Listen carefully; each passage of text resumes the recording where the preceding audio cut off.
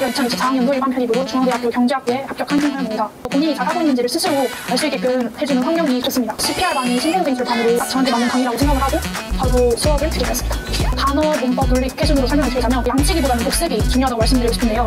그럼에도 제가 합격할 수 있었던 가장 큰 이유는 이 방법이 정말 효과가 있었다고 말씀드릴 수 있는 게 원하는 대학교에 등록금을 납부하시길 바랍니다. 안녕하세요. 2024학년도 일반 편입으로 중앙대학교 경제학부에 합격한 신서영입니다. 저는 9월달부터 김영편이 강남 단과에서 이진 선생님 CPR반을 수강했습니다. CPR반을 수강 중에 준비 준비에 대해서 어떻게 아세요?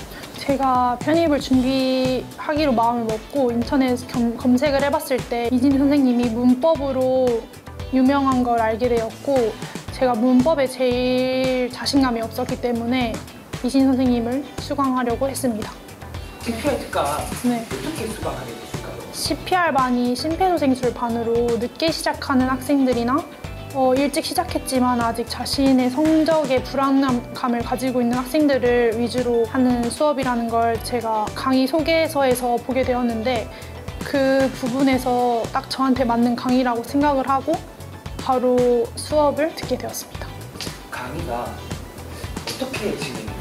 강의는 일단 오자마자 단어 테스트를 보고 또 논리, 문법, 독해 순으로 매일 그 세 파트를 다 다뤄주시는데, 1월부터 시작한 그 긴 커리에서 핵심 내용을 선생님이 선별해서 교재를 만드시기 때문에 정말 중요한 부분을 먼저 알고 수험 생활을 시작할 수 있었다는 게 가장 좋았던 것 같아요. 그리고 이진희 선생님의 수업을 듣는 분들은 다 아시겠지만 정말 관리를 열심히 해주시거든요.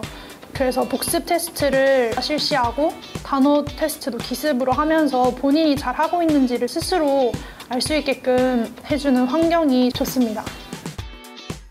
단어, 문법, 논리, 독해 순으로 설명을 드리자면, 우선 단어는 1회독을 할 때부터 모든 거를 다 외우려고 하기보다는 욕심을 버리고 책에 접근하는 게 가장 중요한 태도인 것 같습니다. 사실 시험장을 갈 때까지도 들고 있는 게 단어장이기 때문에 너무 이 단어를 오늘 하루 만에 다 외워야겠다고 부담을 가지는 것보다는 계속해서 횟수를 늘려가면서 하는 게 더 좋은 것 같아요.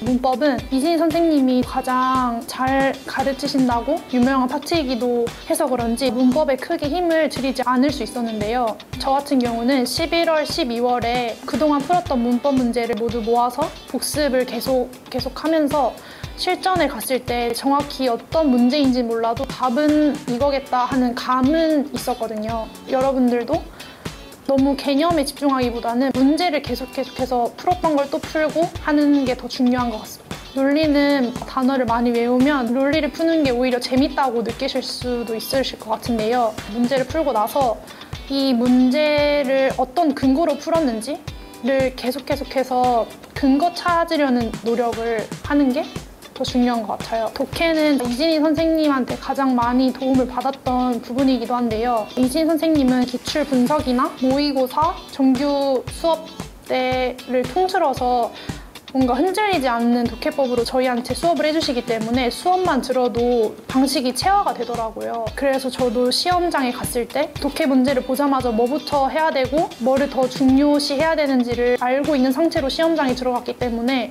독해에는 크게 부담감을 가지지 않았던 것 같습니다. 그리고 중요한 건 독해는 사실 아무리 그 독해 지문이 길어도 겁먹지 않고 문제는 풀 수 있다라는 마음으로 접근하는 게 더 도움이 되실 것 같습니다. 양치기보다는 복습이 중요하다고 말씀드리고 싶은데요. 저는 9월 달부터 이진희 선생님 수업을 수강하면서 문제를 많이 풀었다고 할 수 없을 것 같아요. 정말 선생님이 주시는 문제만 딱 풀었고 다른 문제집은 전혀 풀지 않았는데, 그럼에도 제가 합격할 수 있었던 가장 큰 이유는 정말 복습 하나 때문인 것 같은데요.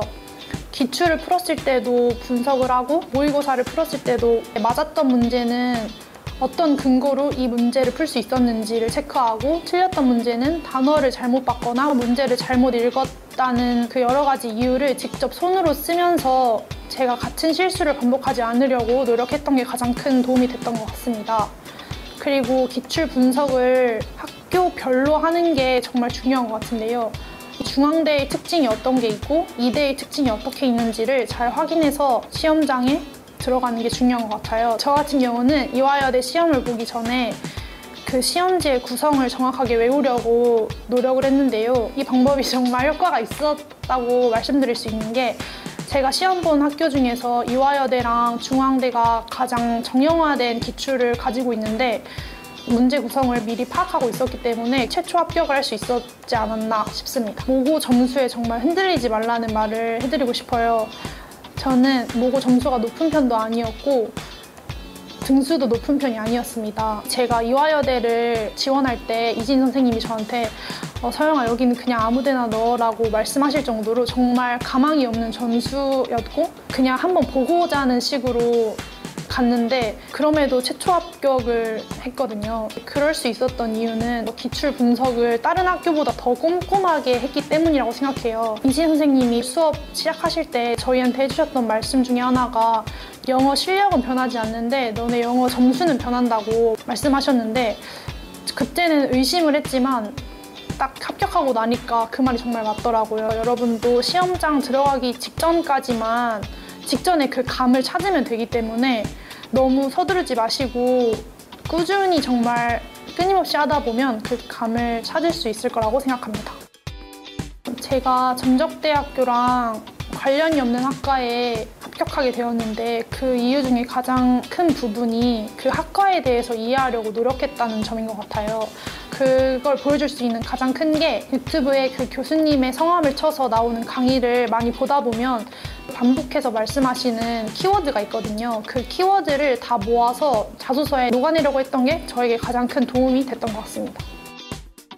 저도 작년에 편입을 준비하면서 합격 수기 영상들을 정말 많이 봤었는데 이런 영상을 보고 나면 할 수 있다는 자신감도 들지만 반대로 내가 될까 하는 식으로 무기력해지기도 했던 것 같아요. 여러분도 저랑 비슷한 감정을 느끼실 것 같은데 저는 지금 현재 생활에 정말 만족하기 때문에 다시 돌아가도 편입을 하게 될 것 같습니다.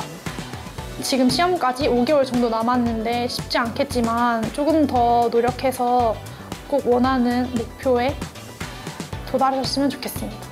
꼭 원하는 대학교에 등록금을 납부하시길 바랍니다. 화이팅입니다.